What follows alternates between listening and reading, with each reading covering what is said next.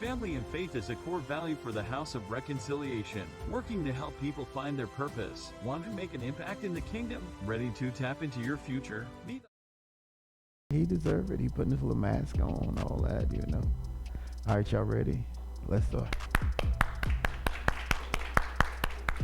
You know, it's a shame. It's a shame you don't even tell me that you get Employee of the Year. Why I got to find out? Well, I know you get it so many times and so often, you know, what, 4 or 5? How many you got now? 4 in a row? Okay, see?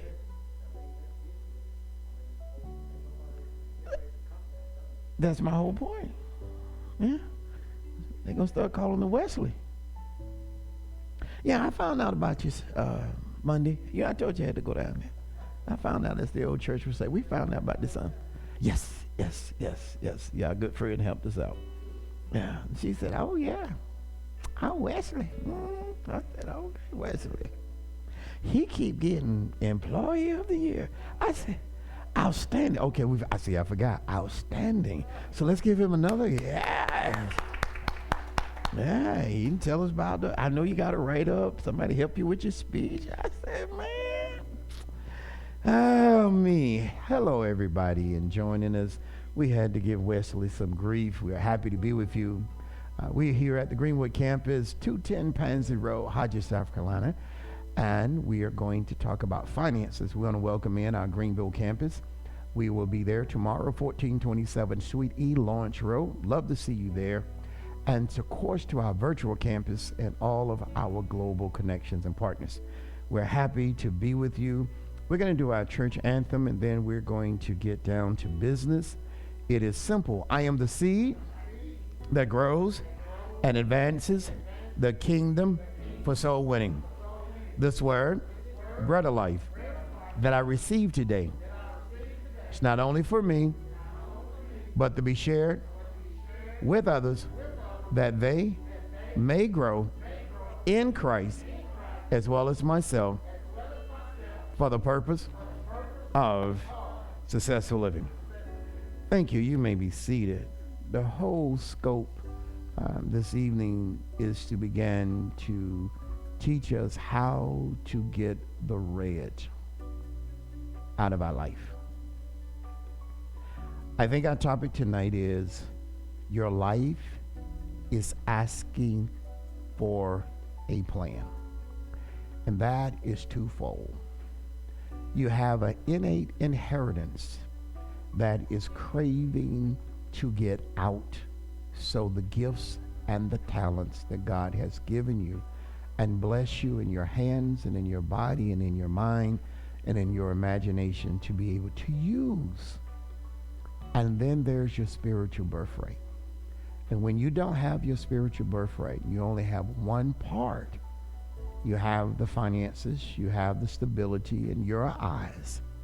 You have nothing to carry you through the red times of your life. Any CPA, any accounting firm will tell you there will be days and weeks and months and some time of what they call a red line. And so I put the hat on to identify that many of us have one face connected, but not the other face. And we have to get to a place where we have our equilibrium naturally and spiritually linked together. So if you're a writer, the subject is your life is asking for a plan. Here's what happens. You have ideas and you have dreams, but some of your ideas and some of your dreams cannot be fulfilled until you awaken the spiritual part that God has given you. This goes back to Nicodemus in the New Testament, where Nicodemus went to Jesus by night and asked him, can a man enter in the second time into his mother's womb? And Jesus said no, that a man or a woman has to be born of the water and of the Spirit. So you have, maybe you have your career, you have your business, maybe you've discovered your innate inheritance, but you're still flatlining and redlining because your spiritual part and your natural part are not linked together, so you have balance walking through life. Things don't bring happiness and things don't bring peace. You can have everything going on in the world around you, but when you have the peace of God and you have the covenant with God, then it takes the heat out of the storms, just like he did for Shadrach, Meshach, and Abednego. Doesn't mean that you're not going to go through something, but what you're going through has a little effect on you. So we began with, your life is asking for a plan. Please. Here's what Proverbs 21:5 says in the English Standard Version. The plans of the diligent lead surely to an abundance, but everyone who is hasty comes only to poverty. What does this mean in simple terms? Just what I said. You have a plan for one side, but no plan for the other side. You have ideas, but you don't have infrastructure. And infrastructure has to come before structure. Many people are focused on the exterior, and they never check the inside to make sure the plumbing, the electrical, the flooring, the foundation is even. We just look at the house, oh, I like it. We look at the person, oh, I like her, oh, I like him. But you don't know what their foundation is. And you will not know that until it comes to pressure time. So the plans, here's the thing that Dean Winter said, who was back in, I think, the 50s or the 60s, and I used to hear this when I was a kid. He said, people don't plan to fail. They just fail to plan. And so as you and I look at closing out third quarter at the end of next week, October the 1st, October the 3rd, when it starts, here is the kicker. What plans do you have for fourth quarter? Fourth quarter should be either leading you or headed into profitability or reassuring that you break even. Have you analyzed your year? Have you looked at your finances, or you just hypnotized because you get a check every week or every 2 weeks or once a month? So it's no need even looking at your check stub. You get direct deposit, Here's the problem. Our imagination and image are killing our finances. Because what most people do, they think they're comfortable today. But my question becomes, when life gets difficult, where are your reserves? Where is the overtime that you had? Where is the emergency fund, the slush fund, the discretionary income? Where is that? I'll tell you where most of it is. And for people who work 2 jobs or a job and a half and a part-time job, the reality is the more people make, the more they tend to spend. I've got more, I can get more. So there are very few people who are prepared for a day of independence and a rainy day. You know, people used to say, well, you know, a rainy day coming. Well, I got $30. $30 won't even fill up your car now. So here's the thing. Our imagination and image are killing our finances. You know why? Because your life is asking for a plan. And let me go ahead and give this to you, these 3 things right quick. The plan is simple. What can you do immediately to change the perspective of your finances?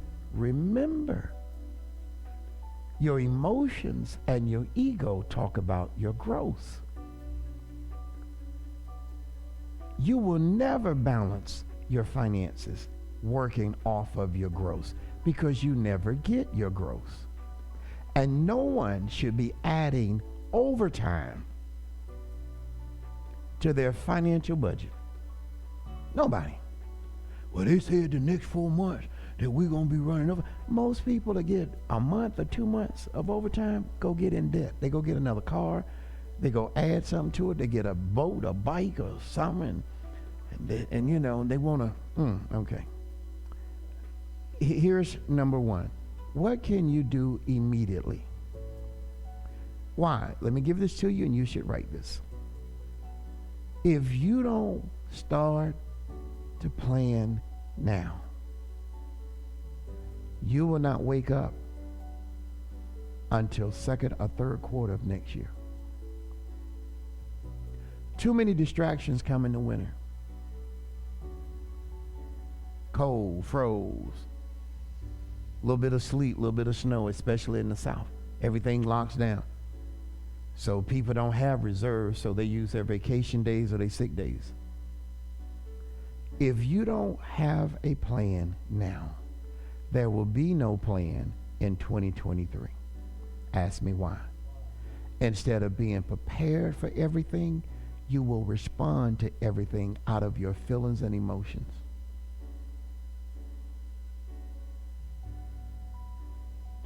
Number one, immediate. What can you do to your finances immediately? Number two, are you positioned in your budget to get rid of some things so when midterm comes along, you are positioned to move money into a place that's productive for you? Now, watch this. Not to impress your friends and not to go through the opinions of other people, but in your midterm, you should have adjusted the first quarter, the second quarter, that now you're able to keep the line items, but they're no longer going to the bills. They're going to a new account for you. And if you were to purchase the book, Basic Financial Steps, it would tell you what you needed to do when you get to a certain number, because every number you have should have a cap on it. Would you like for me to give you a little insight on that? Let's say, you know, people say, oh, you want to have 6 months of your money saved up. That we're not there yet, okay? Well, let's look at it from this perspective. Let's say right now you have nothing. So you look at what it would take to replace a tire, what it would take to do minor repair on your car. You can say that's $1,500. So you say your house or where you live at, let's say that may take $1,500 to buy a refrigerator. Well, you know, unless you get a used one now costs you about $1,500. A new one costs a lot more, especially if you want an ice maker and all the fancy stuff. All right. Where do you have that money sitting? Let me give you something that is going to forecast it, but we'll come back to it down the road. Every penny, a fraction of it should go to every account. A penny, I learned from a great friend that was a CPA in Newark, New Jersey. It says, out of every penny, a certain percentage should go. And it blew my mind. 1/3, 1/5 of a penny. You're just looking at a penny. But what they're saying, pennies equal dimes, dimes equal dollars, dollars equal, and it keeps going. And if you take a certain percentage, so let's say if you brought home $500, that $500 should be broken up into these categories based on percentages. And you never stop putting the percentage in the category. When the category becomes full, at $1,500 or $2,500, whatever your cap is, you continue to add it for 3 months. Then you take the additional for 3 months and you move it. And you either move it or move them collectively to erase another bill. And when you erase that bill, you don't go back and change what you're doing, Because when it rises up, you cap it. And you take that money to pay down, to pay off something else. And what you'll wind up doing is touching your paycheck less. Because if you don't need that slush fund, emergency fund, discretionary income, if you don't need that and you're having a percentage go in there every week or every month, what's your cap on it? So when it caps, you continue to put 3 to 4 months in it. And then when you get that 3 or 4 months over, now you've got to move it. See, you're moved by your emotions, but your emotions don't grow your money. Is that making sense? But if you have no plan, every time you get paid, boom, boom, boom. Oh, let's go bigger sizes. And then you'll ride around 10 miles to find 2 cents less in gas. What is wrong with you? They gas over there $3.10. I'm going to go over there. They gas $3.09. How far is it? About 8 miles. By the time you stop and go through the red lights, you will get. Is that making sense? Number 3.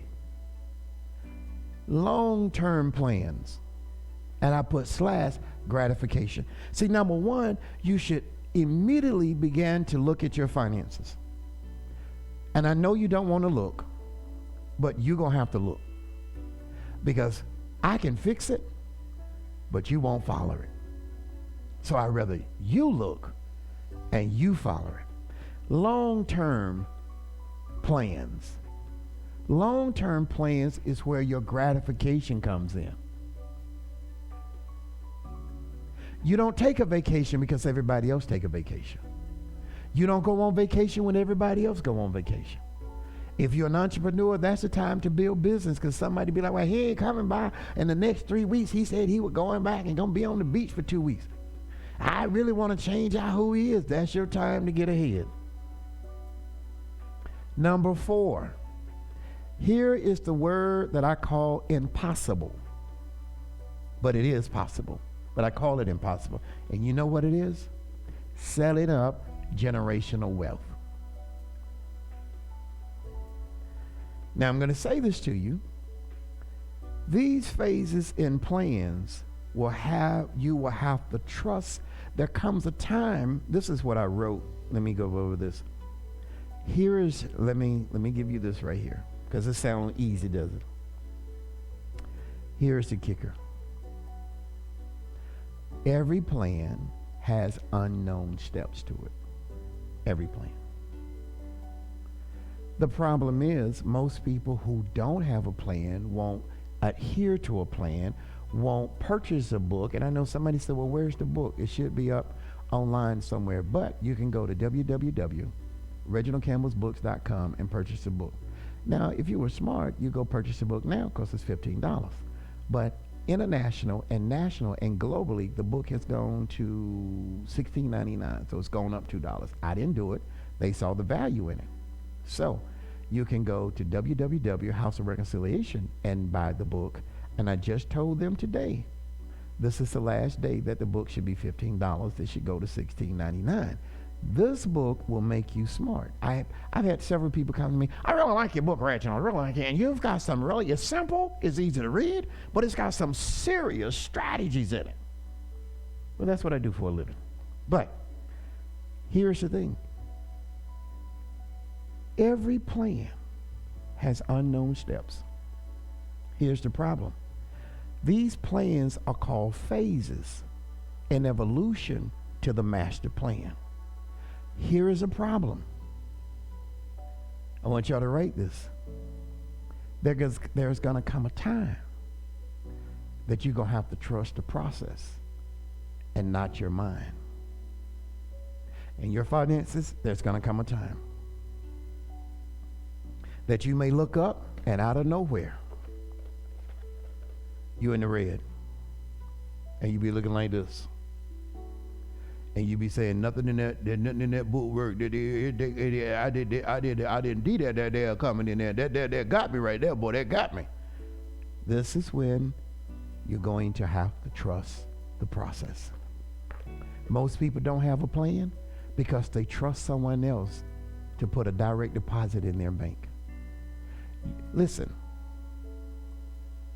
It's very few, less than a fraction of percent of jobs that will position you to set up and start and leave generational wealth.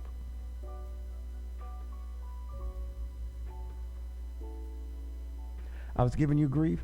I spent more time with people of all ethnicity asking me about things, because somebody asked me one question and they went and got 5 other people and they was like, well, what about this and what about this? I'm like, y'all need to buy the book. Okay? Because what people want is your knowledge for free. Would you let me stay at your house for free and eat up your food for free and drive your car for free? I see the people in here, they're like, you our pastor, you can't even come to my house. I don't even want you to know my address. It's okay. Because I know back in the day, the preacher used to come every third or eighth Sunday. You have to feed the preacher. And then, he come to your house. You be mad because he going to get the big piece of the chicken. And it was your week to get the breast. And you can't get the breast. And so, they give you a little bitty drumstick. So I understand. I ain't never trying to go to nobody's house.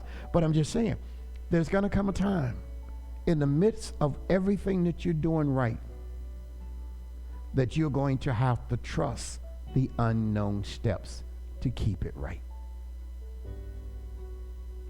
And if you're looking for a perfect system, then you need to leave Earth.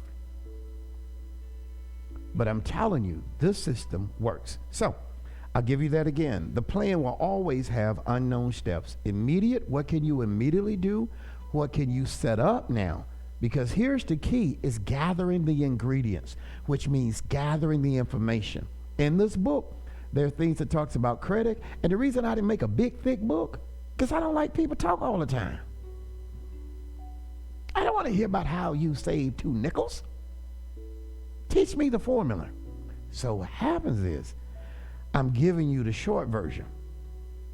Now, let's go back up here to the scripture, Proverbs 21:5. The plans of the diligent leads to an abundance. I'm going to give you something. Your financial situation will react to the instability of your mind. I'll say it again. Many people's financial situation is a reaction to the instability of their mind. They don't want a plan. What does this mean in lay terms? Everything they do from their front pocket. And just because they were able to do it, it feeds their ego. Self-awareness is half the battle to stability. To be successful and to be diligent, you have to count every penny. Too many people are spending money to impress other people. They buy something name brand, you got to buy something. They go purchase a car, you got to go purchase a car. They go to Hawaii, you got to go to Aruba. This may not be your time to go anywhere. But social media can be an addiction. Look at them, why we can't do that? Because we don't have their budget. If you really want to get people upset, just look at them and tell them, it ain't in the budget. I'd love to do it. I love to buy that for you. But when I look at the budget, y'all laughing? It ain't in the budget.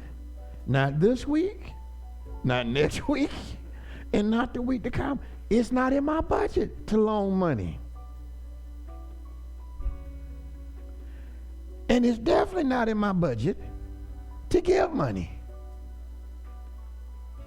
Oh, well, I know that ain't going well. Yes, because those who flaunt are those who are temporary.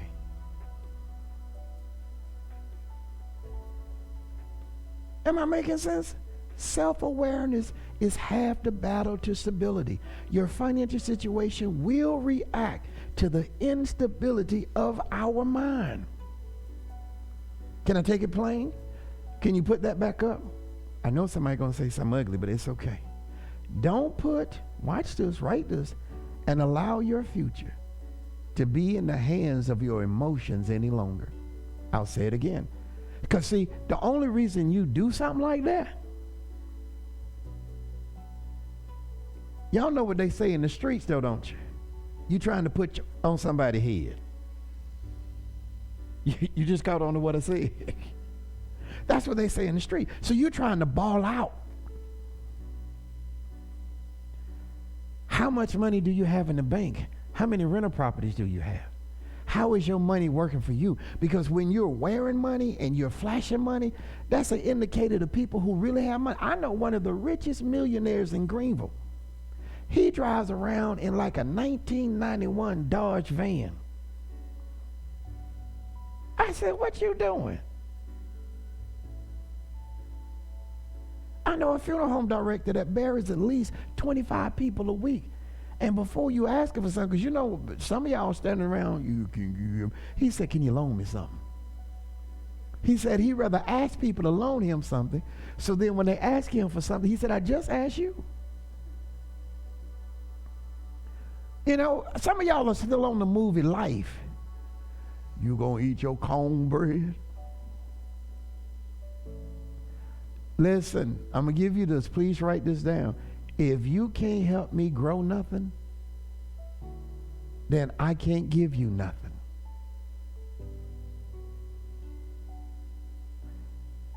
Now put your dukes up after you say that, because somebody's gonna be mad. If you can't help me grow the garden, if you can't help me grow the business, I can't take business money and keep up your habitual habits. Next slide. I'll say this again. Don't put or allow your future to be in the hands of your emotions any longer. I'm going to give you two things and we're gone. Here's one right here. You see this, gentleman? We can't allow our emotions or struggles to make our economic decisions anymore. What do you mean? When you get ready to spend money, you need to know how much of what you're spending, that whatever it is you're purchasing or acquiring or partnering in, how much is it going to come back and benefit you?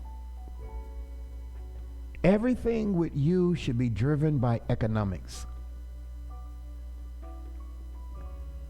What does that mean? If I am going to spend money, I need, come on, finish it. If I am going to spend money, I need to what? Wrong. Nope. Nope. Nope. Nope. You can't do any of that without this one word. You know what this one word is? If you're going to, and I shouldn't be teaching this because you got to come do some work for me, so you close your ears on this one. If you're going to spend your time, you're going to use your craft, all right? If you're going, and that's money, time is money, you have to make a profit.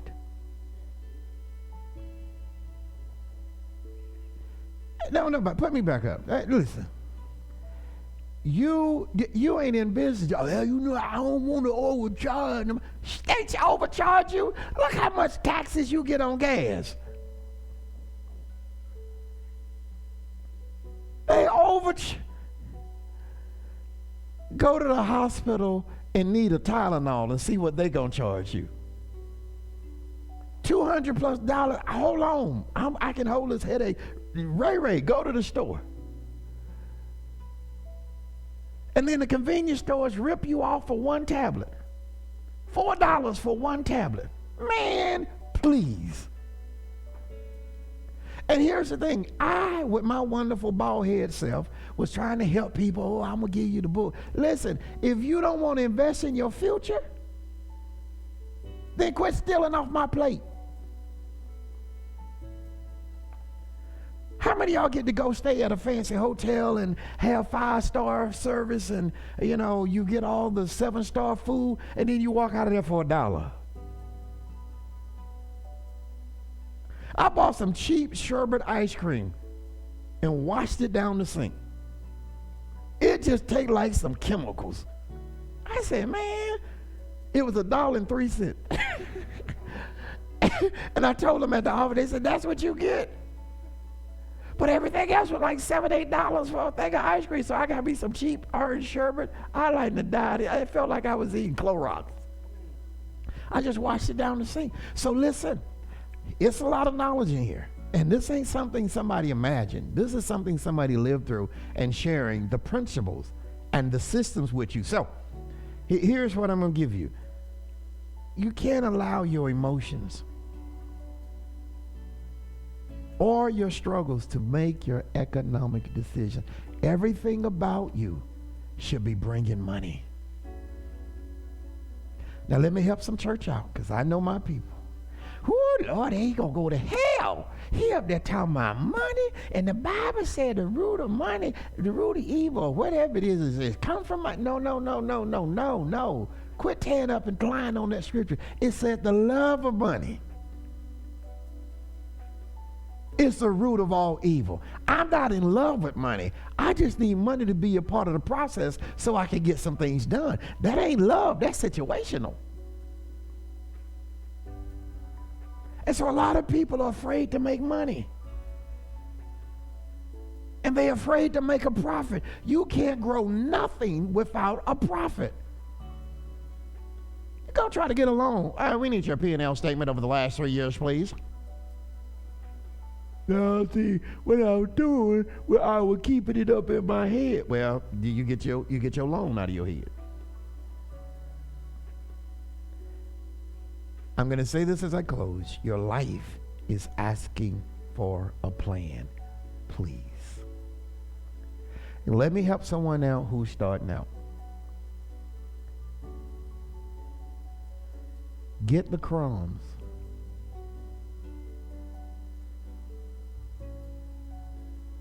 Get the crumbs.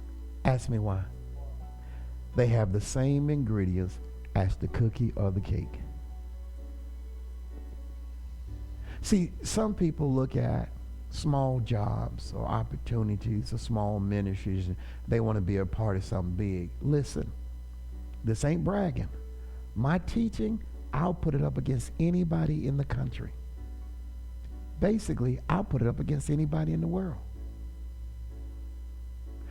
Don't frown on humble beginnings. See, your ego tells you, well, you need to be here. You can't handle that much business right now. You're still perfecting your ingredients to perfect your product. Write it down. You're still perfecting your ingredients to perfect your product. Does that make sense?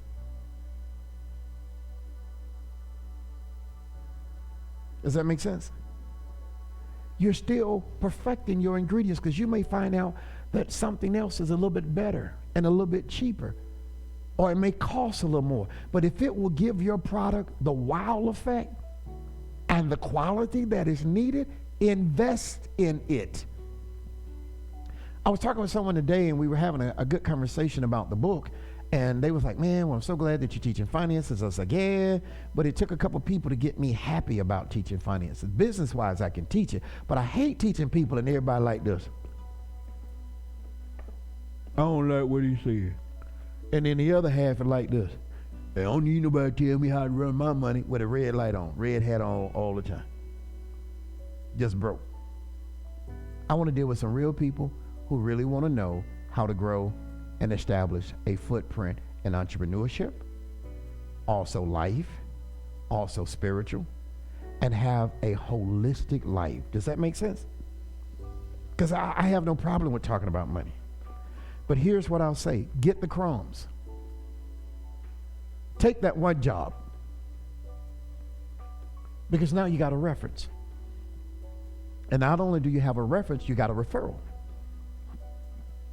Because if you do a good job, but see, here's the problem with most people. Society and the media have taught you that you're out of your place. If you're going to follow me, you're going to be a part of this ministry, then a whole lot of people are going to think you're out your place. Because here's what you're going to say. Yes, I am out of my place. I am not the foot, I'm the head. I'll see y'all tomorrow.